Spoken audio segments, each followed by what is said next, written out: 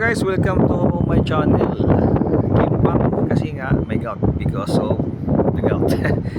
So guys, we are here in Mexico, Ensenada. So as you can see, Carnival Regents also here. So this is Ensenada, Mexico. There's a terminal, and then that's the way out if you go by walk. And then there are also shuttle there. The shuttle is $3. You have to pay $3 for the crew. That one, that shuttle is $3. That one, yeah, that is the shuttle.